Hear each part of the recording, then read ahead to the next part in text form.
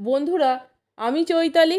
হাসি খুশি চৈতালি চ্যানেলের পক্ষ থেকে সকল বন্ধুকে জানাই আমার আন্তরিক শুভেচ্ছা। বন্ধুরা, আজ আমি বেশ কিছু মজাদার এবং চরম হাসির জোকস উপস্থাপন করতে চলেছি। আপনারা এই জোকসগুলি শুনুন, আশা করি আপনাদের খুবই ভালো লাগবে। খুবই মজাদার এবং হাসির জোকস। তাহলে শুনুন। একদিন একটি লোক পাহাড়ি রাস্তা দিয়ে যাচ্ছিল। হঠাৎ আওয়াজ হলো, দাঁড়াও! লোকটা থতমত খেয়ে দাঁড়িয়ে গেল। আর তখনই লোকটার সামনে দুদ্দার করে একটা বড় পাথরের চাই পড়ল। লোকটা বেঁচে গেল আর আওয়াজদাতাকে ধন্যবাদ দিয়ে চলে গেল। কিছুদিন পরে আবার ওই লোকটা রাস্তা দিয়ে যাচ্ছিল। তখন আবার আওয়াজ এলো, রাস্তা থেকে সরে দাঁড়াও! লোকটা দ্রুত সরে দাঁড়ালো আর সাথে সাথে একটা বড় লরি তার গা ঘেঁষে দ্রুত গতিতে চলে গেল। আবার লোকটা বেঁচে গেল। লোকটা আবার আওয়াজদাতাকে ধন্যবাদ দিয়ে জিজ্ঞাসা করলো, কে ভাই আপনি? বারবার আমার জীবন বাঁচাচ্ছেন। আওয়াজদাতা বলল, আমি দেবদূত, ভালো মানুষকে বিপদ থেকে রক্ষা করি। লোকটা তখন কেঁদে কেঁদে জিজ্ঞাসা করলো, প্রভু, আমার বিয়ের সময় আপনি কোথায় ছিলেন? উত্তর এলো, আওয়াজ তো তখনও দিয়েছিলাম, ডিজে বাজছিল আর তুই আনন্দে আত্মহারা হয়ে খুব নাচন কোদন করছিলি, তাই তুই শুনতেই পাসনি। বন্ধুরা, এখন যে জোকসটি আপনাদেরকে শোনাচ্ছি সেটিও দারুণ মজার।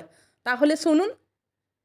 একবার এক রাজা তার রাজ্যে ঘোষণা করে দিলেন যে আমার রাজ্যে যারা বউয়ের কথায় চলে, বউয়ের কথা শোনে, তারা আগামীকাল কদমতলার মাঠে বট গাছের নিচে দাঁড়াবে।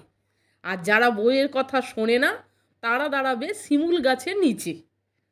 পরের দিন দেখা গেল বট গাছের নিচে প্রচণ্ড ভিড়, লোকে লোকারণ্য।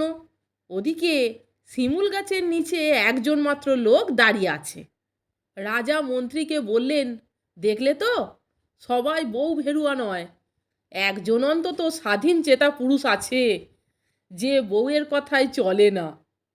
মন্ত্রী বললেন, মহারাজ, আমার বিশ্বাস সবাই বউয়ের কথাই চলে। ঠিক আছে, ওকে জিজ্ঞাসা করা যাক। শিমুলতলার লোকটিকে ডাকা হলো। প্রশ্ন করার পর সে জানালো তার বউ বলেছে যেখানে ভিড় হবে সবাই যাবে, সেখানে যেন সে না যায়। বন্ধুরা, আরেকটি মজাদার জোকস বলছি, শুনুন। স্কুলের মাস্টারমশাই মৌখিক পরীক্ষায় জিজ্ঞাসা করলো, পল্টু, পৃথিবীর সবচেয়ে ভয়ঙ্কর ভাষা কোনটি বলো তো? পল্টু, স্যার, বাংলা ভাষা।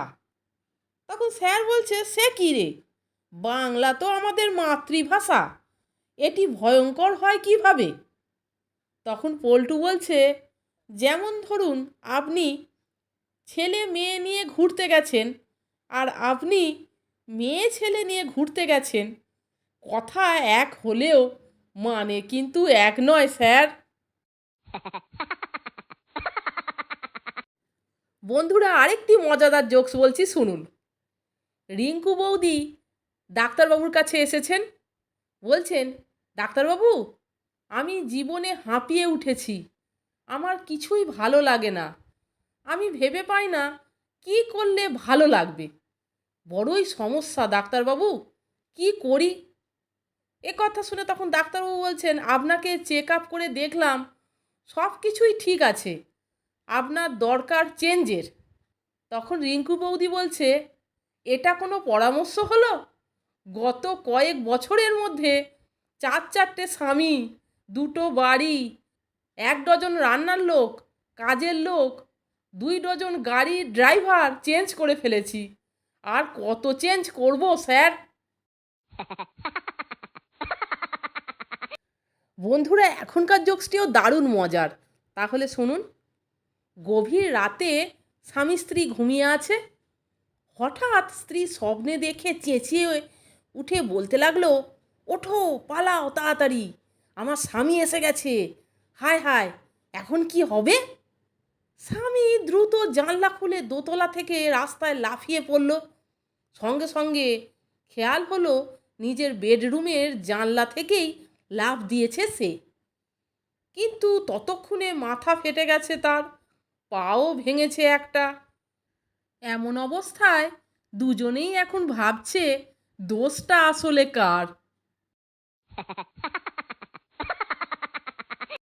তাহলে বন্ধুরা, এই মজার এবং হাসির জোকসগুলি আপনারা শুনলেন তো?